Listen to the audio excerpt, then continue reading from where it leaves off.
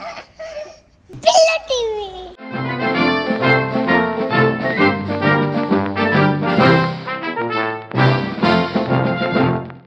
जय श्री राम। उत्तर रामायण की बात जब जब होती है तो उत्तर रामायण में अनेक ऐसे प्रसंग हैं, अनेक ऐसे मोमेंट्स हैं, अनेक ऐसे पल हैं, क्षण हैं जब आपकी सांसें थम जाती हैं, आप भाव विभोर हो जाते हो, या आपकी आंखें अपने आप गीली हो जाती हैं, नम हो जाती हैं। लेकिन अगर कोई मुझसे पूछे कि उत्तर रामायण में सबसे ज्यादा यादगार, सबसे ज्यादा प्यारा और सबसे ज्यादा चर्चित, या सबसे ज्यादा जिससे प्रेम किया गया या जिसे पसंद किया गया, वो सीक्वेंस कौन सा, तो मैं कहूंगा कि वो सीक्वेंस है जब लव और कुश और लव राम जी के दरबार में आते हैं स्वयं प्रभु राम जी को राम कथा सुनाने के लिए। और मुझे लगता है कि that is the highlight of Uttar Ramayan. और जितनी बार मैंने वो गाना सुना है 9 वर्ष की आयु से लेकर आज तक, उतनी बार मेरी आंखें अपने आप नम हो जाती हैं और it is impossible to not cry. हम कथा सुनाते राम सकल गुण धाम की, ये रामायण है पुण्य कथा श्री राम की। जम्बू द्वीपे भरत खंडे आर्यावर्ते भारतवर्षे, एक नगरी है विख्यात अयोध्या नाम की, यही जन्मभूमि है परम पूज्य श्री राम की। हम कथा सुनाते राम सकल गुणधाम की, ये रामायण है पुण्य कथा श्री राम की। मुझे समझ नहीं आता कि इसके बाद मैं क्या कहूँ, या बिकॉज मुझे लगता है कि they are one of the most iconic lines ever written for any entertainment show. और वो मैं हमेशा ये कहता हूँ कि रामायण हो, महाभारत हो, उत्तर रामायण हो, ये सिर्फ एंटरटेनमेंट के या ये सिर्फ टीवी शोज नहीं है, ये हमारी संस्कृति का एक हिस्सा है, ये हमारी सभ्यता का एक हिस्सा है, ये हमारे अपब्रिंगिंग का, हमारे कल्चर का एक हिस्सा है। और मैं बहुत बहुत बहुत स्पेशल फील करता हूँ कि ये गाना मुझ पे चित्रित किया गया, मुझ पर और लव पर, मयूरेश पर। मुझे आज भी याद है, हम पहले दिन जब सेट पे गए थे, हमें 1 महीना पहले ये गाना दे दिया गया था। पापा जी ने हमें ऑलमोस्ट 1 महीना पहले ये गाना दिया था। वॉकमैन आते थे तब, और वॉकमैन में उन्होंने हमें गाना दिया था और हमसे कहा था कि बस इसको सुनो, आप बस 15 दिन इसको सुनो। 15 दिन में सुनते सुनते हमको बाय डिफॉल्ट गाना याद हो गया था। आप देखिए, मुझे आज भी गाना याद है। तो जब गाना याद हो गया तो पापा जी ने हमसे पूछा कि गाना याद हो गया। तो तब तक पापा जी से हमारी दोस्ती, तो खैर शब्द गलत होगा, लेकिन बहुत अपनापन हो गया था, जैसे दादाजी से हो या नाना जी से हो। And he always treated us like that. मैंने अपने हर वीडियो में ये कहा है। तो पापा जी दोस्त बन गए थे, तो हम पापा जी से थोड़ा थोड़ा हंसी मजाक करने लगे थे, या वो हमसे बहुत ज़्यादा खुल गए थे। And it was an amazing time. और रामायण की बात हुई और उन्होंने हमसे पूछा कि अच्छा गाना समझ में आया आपको? तो हमने कहा कि नहीं, हमको ये समझ में नहीं आया, लेकिन हमको आया।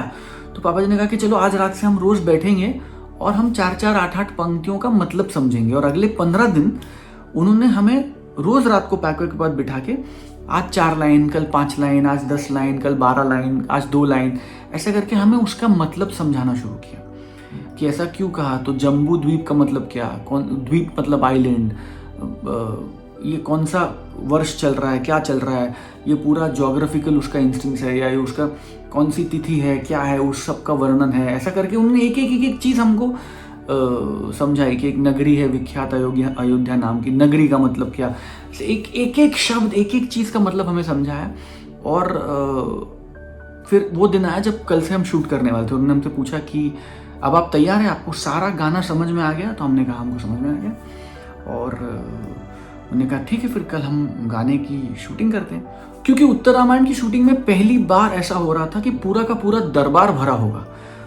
प्रभु राम जी, भरत जी, लक्ष्मण जी, शत्रुघ्न जी से लेकर हनुमान जी, सुग्रीव जी, सारी माताएं, पूरा दरबार भरा है। और ये 2 बच्चे आते हैं राम कथा सुनाने के लिए। और पापा जी ने हमसे, मुझे आज भी याद है कि शूटिंग से पहले की रात हमें बिठाया और कहा कि तैयार, सब दिग्गज बैठेंगे कल, सब बड़े बुजुर्ग बैठेंगे, और डरना नहीं किसी से, और तुम जो कह रहे हो वो सच कह रहे हो, और तुम जो सुनाने जा रहे हो वो सच है, वो तुम्हारी माँ की और तुम्हारी कहानी है, और तुम उसी कॉन्फिडेंस से कहना और किसी से डरना नहीं। वहाँ बड़े बड़े योद्धा, बड़े बड़े महारथी बैठे होंगे, वहाँ बड़े बड़े दिग्गज बैठे होंगे, लेकिन तुमसे बड़ा उस दरबार में कोई नहीं है, ये याद रखना। मुझे आज भी वो शब्द याद है। और नेक्स्ट डे हम तैयार हुए, शूटिंग की शुरुआत हुई, और पहली बार मैं राम जी के दरबार के सेट पे पहुंचा। मैं वर्णन नहीं कर सकता आपसे वो एनर्जी, वो ऊर्जा। राम जी का दरबार भरा था, लाइटिंग हो गई थी, कैमरास प्लेस थे, 6-7 कैमरा से वो शूट हो रहा था। मोती अंकल, आनंद अंकल, पापा जी सारे आए थे, क्योंकि it was a multi camera sequence, तो सारे मौजूद थे उसको शूट करने के लिए। एंड राम जी थे, लक्ष्मण जी थे, भरत जी थे, शत्रुघ्न जी थे, सारी माताएं थी, हनुमान जी थे, दारा अंकल थे, सुग्रीव जी थे, और कम से कम 200-500 लोगों का क्राउड था, और इतने सारे लोग। और पापा जी ने हमसे कहा कि आप तैयार? तो मैंने और मयूरेश ने कहा कि तैयार। पापा जी ने कहा कि आओ फिर राम कथा शुरू करते हैं, और हमने उस शूटिंग की शुरुआत की। उसके बाद क्या हुआ मैं आपको बताऊंगा इसी वीडियो के अगले पार्ट में, क्योंकि ये वीडियो थोड़ा बड़ा है, तो हमने सोचा कि इसको पार्ट 1 और पार्ट 2 में हम बताएं। तो ये राम कथा की शूटिंग की शुरुआत तक हम आ गए हैं। अगला वीडियो हम देखेंगे पार्ट 2 में इसका। तब तक के लिए पिल्लू टीवी को लाइक कीजिए, शेयर कीजिए, सब्सक्राइब कीजिए, और राम जी की कृपा हम सब पर ऐसे ही बनी रहे। जय श्री राम। आज भी याद है, पापा जी दूर बैठे थे बिकॉज कैमरास लगे थे। तो पापा जी उठ के आए, पापा जी दौड़ के हमारे पास आए, और पापा जी नीचे बैठे जमीन पे, हम उतरे उस आसन से, और पापा जी ने हम दोनों को गले लगाया। पापा जी ने हम दोनों को गले लगाया, और पापा जी ने हमारी पीठ थपथपाई, और पापा जी ने हमसे कहा कि बहुत अच्छे, शाबाश। पिल्लू टीवी पर ऐसे ही और मनोरंजक और रोचक वीडियोस देखने के लिए चैनल को लाइक कीजिए, शेयर कीजिए, सब्सक्राइब कीजिए, और हाँ, बेल आइकन को दबाना मत भूलिएगा।